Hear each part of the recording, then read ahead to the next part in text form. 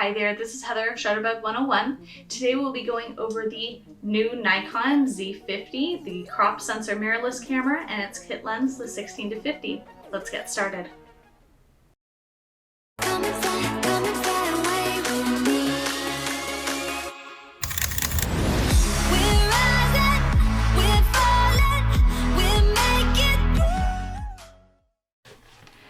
The Nikon Z50 is Nikon's crop sensor mirrorless camera that is highly comparable with the full-frame Z6 when it comes to features.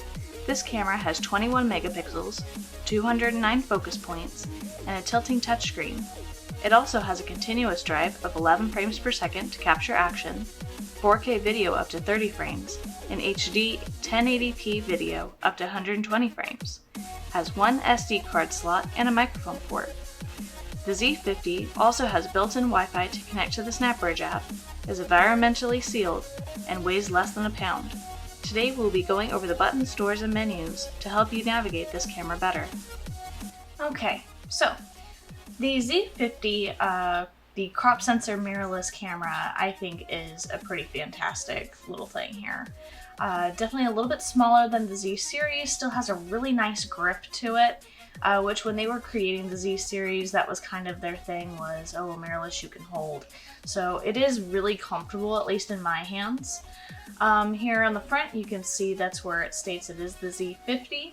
We do have the kit lens here, which does have a locking mechanism, very similar to the Z6 and Z7 kit lens, where you do have to force it over to the 16 where it'll click in place. And then you can zoom from the 16 to 50 range. Because if you have it set to the dot here where it is all the way closed and locked, it does tell you on the back screen that you need to rotate the zoom lens to turn it on. And then you're ready to go. This button over here is going to be to change the lenses. You always want to make sure you turn the camera off. Before you do that, you're going to hold the button here, turn, removed. There's our sensor there.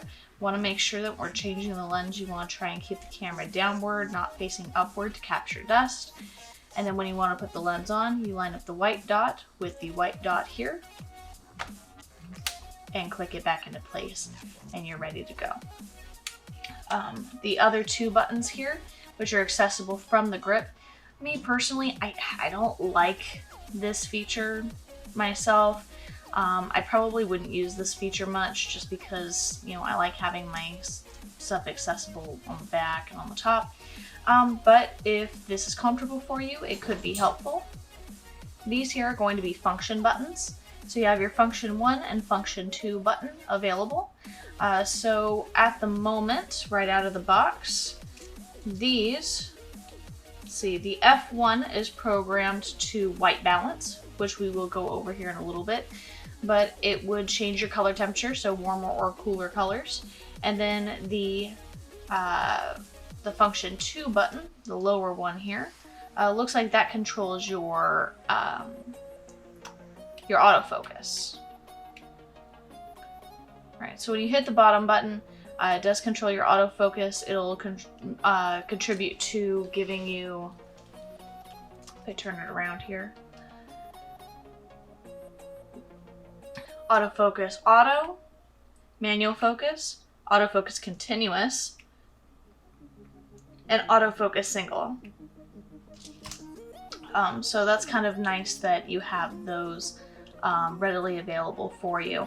Now, these buttons are programmable, so if you, say, don't change your white balance that often, or you know, you rarely change your autofocus settings, you can change these to be whatever you want, which is really nice.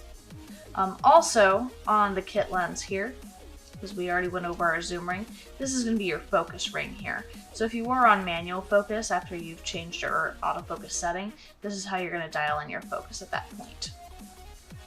Going into the sides of the camera here, as you can see, this is nice and blank, so nothing here.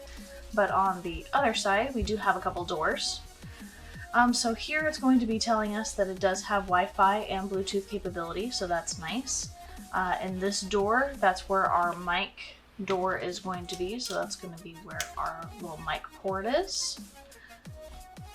And then in this door is going to be our HDMI and USB charging port here. So you can actually charge the battery inside the camera on this model, which is really great. And then for HDMI, that's so you can connect it straight to a television set if you wanted to show pictures from a trip or an event or anything like that straight from the camera. And then of course, as you can see here, more on the top, this is going to be so we can use our pop-up flash. So if we hit this button here, there's our flash, nice and readily available. And then of course we have the hot shoe on top here to be able to use an external flash, which is nice. We're going to go ahead and go over the bottom here real quick. Here of course we have our tripod mount, which is universal. And then we have our door here. That's going to be our battery and our SD card slot. It does tell us on the door which direction the battery goes in, so that's very important. And it does tell you on the door that it does hold the card and battery, so it's pretty clear on, you know, the layout. Going over the top here, we have our on and off switch here. We have our shutter button here, which you'll push halfway down to focus, and then all the way down to take a picture. We have our record button for video. Now, if you want to record video, you do need to move this switch down into the video mode, where it'll give you different menu options. This button will be readily available to start and stop video. And then if you want to get back to taking pictures, you just move this switch back up. ISO, or image sensitivity, is going to be changed right here just by holding this button and moving this dial. We have our exposure compensation, which gives us brighter and darker images just by making it +123 or -123 without changing any major settings, which is nice. And then we have our mode dial here. So we'll start with auto. So this little line here is going to indicate which mode it's on. Auto mode, of course, is letting the camera have full control over what it's doing. So this is going to be a great mode to start out on if you're unfamiliar with the Nikon system, or if you're getting used to how this is laid out. You know, it's going to let the camera give the best estimate on how the picture should come out. Next on the mode dial is we have our P mode. That's our program mode. That's going to be the first step off of auto. It's going to give you some control over your aperture or your shutter speed, as well as your ISO, your focusing, all of that. The S mode is going to be our shutter speed priority, where we can control the shutter speed while the camera determines the aperture, which is great for capturing or showing motion. A is going to be our aperture priority. This is going to be to control the aperture or the opening in the lens. And the camera determines the shutter speed. This is going to be great for low light situations when you want that blurry background versus sharp foreground. Then we have our M, which is full manual mode. You have full control. So going to our effect dial next. When you do go to effect, to change the different effect that you're getting on your picture, you just move this dial here. So there's toy camera, there's miniature, there's selective color. So if you wanted one color to come out and the rest be black and white, you could do that. You have silhouette, high key, low key, night vision, super vivid, pop, and photo illustration. So, you know, if you wanted to get a little crazy with your pictures, you know, you could do that, have some fun. The selective color is probably by far my favorite. If you wanted to pick one specific color out and give it some pop, which is really nice. We have the U1 and U2 button. These are going to be your custom modes. So say you're working in a studio setup. So right now I'm working in LED lighting. That's always giving me the same lighting, so I never really have to change my settings. I can go ahead and save my settings to U1 or U2, so I can come back to them at a later date. We have our scene mode, which is going to be like automatic, but going to give us, we're going to tell the camera very specifically what the situation is. So same way we change the effects, you just use this dial here to go through them. So we have food, autumn colors, blossom, candlelight, pet portrait, dusk at dawn, sunset, beach and snow, party indoor, night landscape, night portrait, close up, like macro, sports, child, landscape, portrait. So if you don't know about your manual modes yet, and you feel like you need to take a class and you're not ready to take a class yet, you just want to stay simple, but you want to be more specific than what your auto mode is recommending to you, then the scene mode can definitely help tell the camera like, hey, you can make the decisions on my settings, but just know I'm taking a picture of a person, or I'm taking a picture of a person at night, that sort of thing there. But that kind of sums up the top of the camera. Now we are going to the back of the camera where, more interesting stuff is available. So back here on this button here, you'll see that there's a square in between two lines. That's going to indicate the viewfinder here. Now this is an electronic viewfinder, not an optical. So when our face triggers this sensor here, detecting that we are close to the sensor, it turns on our viewfinder, versus if we step away from the sensor, it's going to go right back to our screen, which is really nice. This button here, this button here is going to indicate whether I want it set to just the viewfinder and keep this off, or have monitor only, or have the switch on. So if you are primarily a viewfinder shooter, you can just turn the screen off and just do through the viewfinder. Or if you don't like using the viewfinder and just want to use the screen, you can turn that automatic switch off, depending on what you want. Here we have our autofocus or auto exposure lock. So you can press this button back here and lock in auto exposure or lock in autofocus, depending on what you want to do with that. Then we have our directional pad and our OK button. Our OK button at the moment tells us, oh, we can move our focusing point around. But what you can also do is you can also use the touch screen as well without triggering the sensor. We have our information button, the little cursive eye. When we hit this, it gives us a quick menu, which is really nice. Now this quick menu is changeable. If you want to change certain tools on this certain tools on this quick menu to do what you want it to do, you can do that in the menu. But this quick menu is designed so it keeps you from going into the actual menu, which is really nice.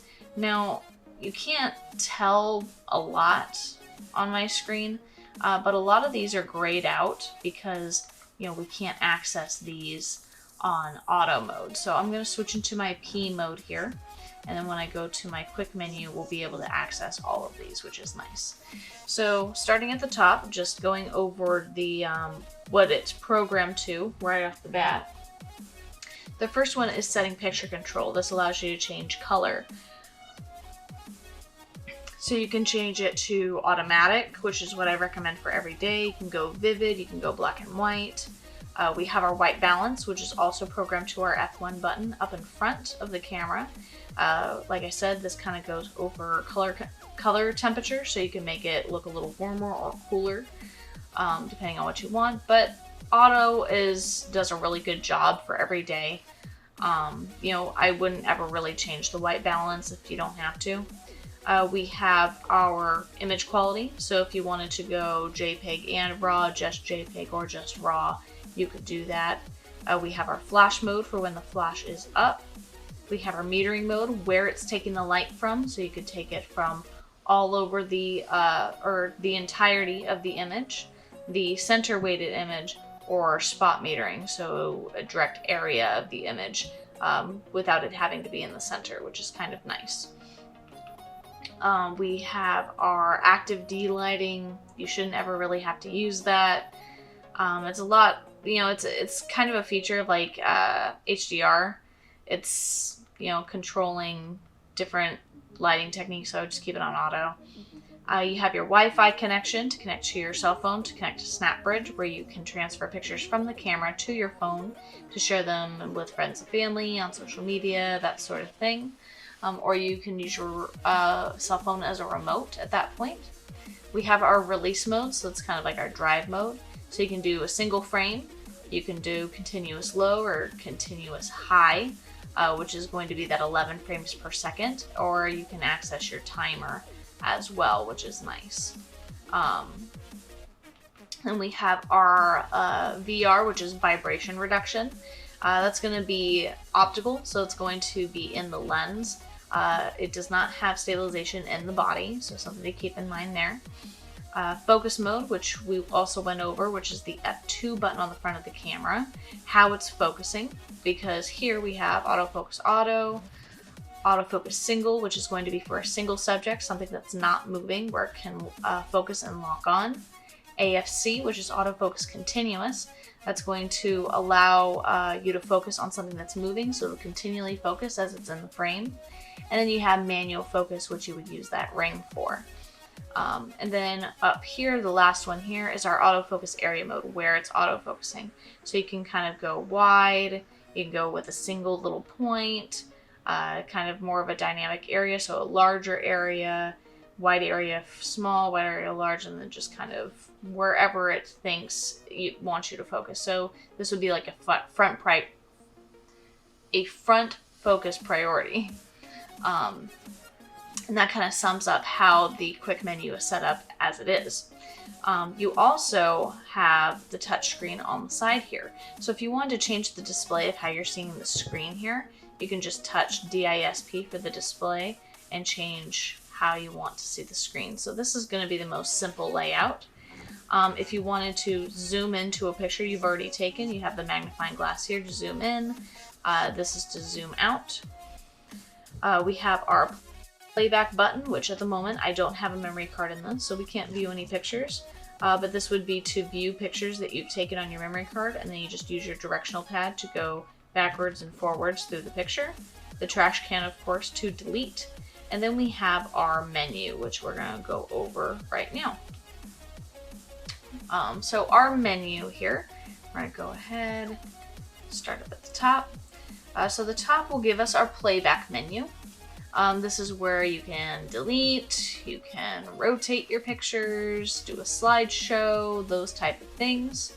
And also some of the ones that I'll be going through, I'm just going to kind of skim through because a lot of these are either laid out on the outside of the camera or in your quick menu, so no sense on going over those things twice. When we have our photo shooting menu, where you can reset the menu if you've been playing around with it, it's doing something funny, you have no idea what you did, you can just reset it to how you purchased it, which is always kind of the safe bet to go. You can change your storage folder or the file name. You can choose the image area, which on this, of course, is going to be DX. Image quality, so again, RAW, JPEG, very similar to your quick menu. ISO sensitivity settings. Now, if you're getting used to your manual mode and, well, manual modes, I should say, M, P, A, and S. And, you know, ISO is kind of part of that, that triangle to get to know. What you can do while you're learning your manual settings is you can just set your ISO to auto. Well, on default on the camera is going to set the sensitivity on auto from 100 all the way down to 51,200, which, me personally, I think that's a little high. So for this camera, I like to have the sensitivity set between 3,200 and 6,400.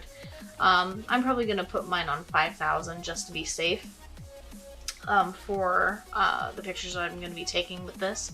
But overall, you can choose anywhere between those two. The higher the number, the more sensitive to light it is, but also the more visual noise you get. So at least when it's on auto and you have the control to tell it, don't go beyond 5,000.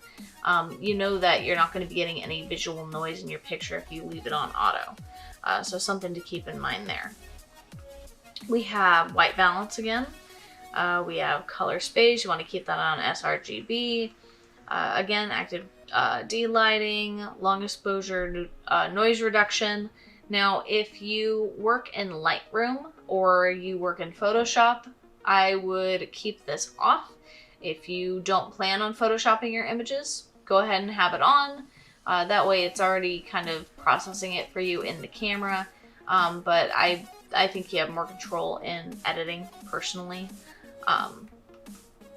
So we have high ISO, noise reduction, we keep that on normal. Vignette control, normal. Diffraction compensation when you have lenses that kind of have that orb look, that kind of give a warp to your pictures. Flicker reduction shooting for fluorescent lights. Your metering, which we went over, flash modes and controls. Your release mode, that's your drive mode again. Focus mode and focus area. All these are on your quick menu. Your optical vibration reduction, that's on your quick menu. You have bracketing, multiple exposures. You have interval timer shooting, which is nice. Time-lapse movie, which is fantastic. And it also has a silent mode, so if you want to be respectful at a wedding or an event where you don't want to be loud but you need to take pictures, you can turn that silent mode on. Then we have our movie shooting menu, which is of course going to control the video settings. A lot of these are going to be very similar to our camera shooting menu. So you can reset it up at the top, file name, frame size and rate, the movie quality, the ISO sensitivity settings, which I definitely want to check there. That's perfect. The picture control. So all of these are really going to be the same as you would see in your camera mode. There's really not much difference. You do have a microphone sensitivity, which I recommend checking into if you do use an external mic. You have the frequency response, the wind noise reduction if you want that on.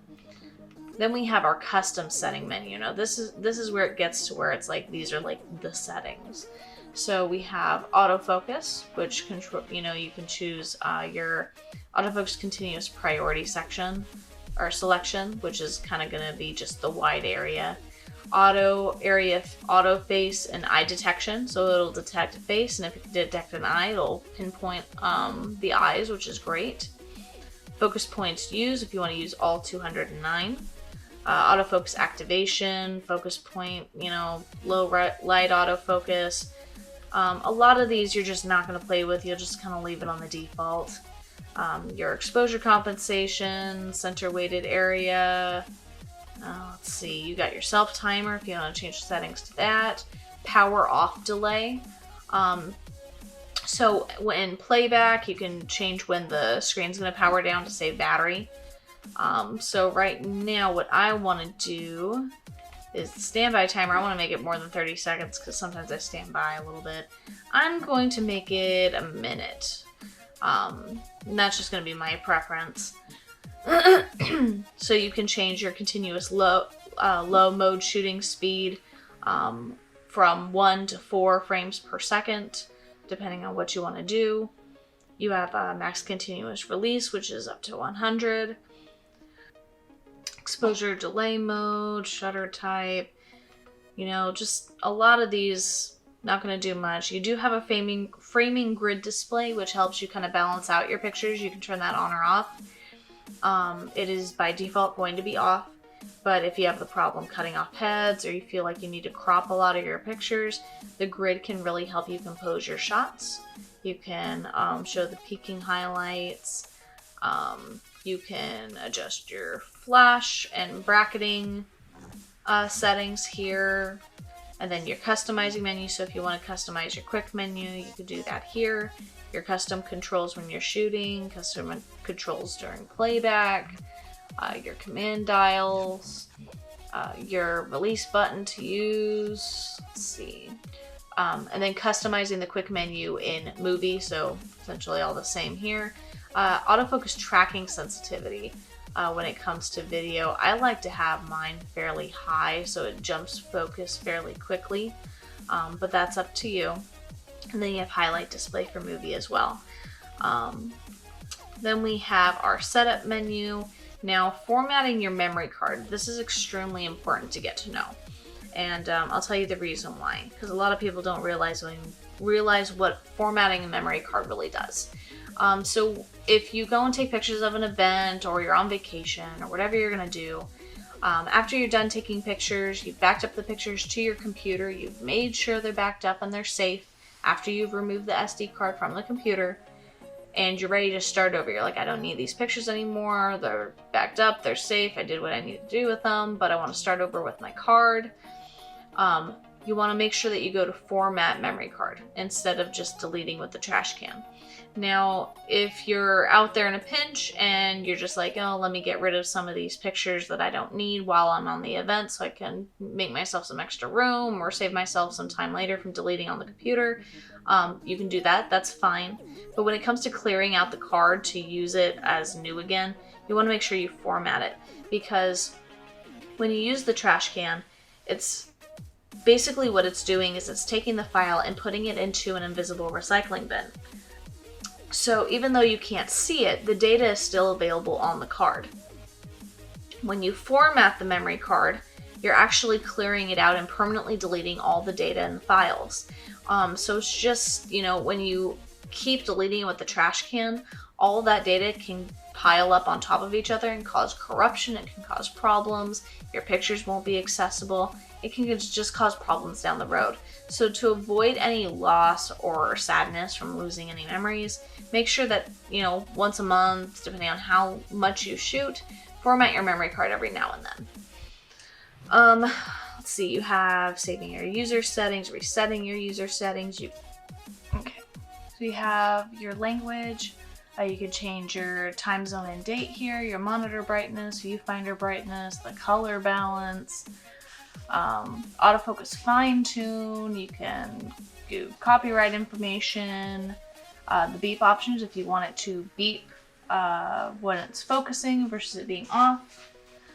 The touch controls if you want those on or off. You have self-portrait mode because this here has the ability to flip all the way down, which is kind of nice for that selfie mode. So it'll automatically invert itself, which is pretty cool. Then we have HDMI, airplane mode, another way to connect to your smart device, connect to the PC, use a wireless remote rather than your phone. Energy saving mode, slot empty release lock, so if you want to lock that up when it is, so it won't take pictures when you don't have an SD card in it. Resetting all settings in case, you mess something up, you don't know where it went wrong. And then you have your firmware version to check to see if you need a firmware update. You also have a retouching menu where you can do some light editing inside the camera, like a red eye correction, or resizing, or straighten, or even distortion control, which is pretty cool. Nikon is pretty known for doing that in their cameras. And then you have a My menu, which you can choose any of these items from this tab here that maybe you can't put into your quick menu, and make your own menu. That way you don't have to dig through here. You just go, oh, I put it in my menu, you know exactly where it is. It's very customizable. Other than that, that pretty much sums up the Nikon Z50. I think it's a great little, I think it has a fighting chance when it comes to Nikon. I think it's going to be doing a great job. It's definitely worth trying it out. As you can see with the pictures it captured, I think it did a great job. I think it does great in its video as well. It's just a really nice little travel camera for what it is, with a great grip. If you have any questions about this camera, something I didn't cover, please leave me a comment below, or if you want to see any other tips and tricks, maybe a different camera walkthrough, also leave a comment below and let me know. Until next time, keep your eye out for inspiration, Shutterbugs. Bye.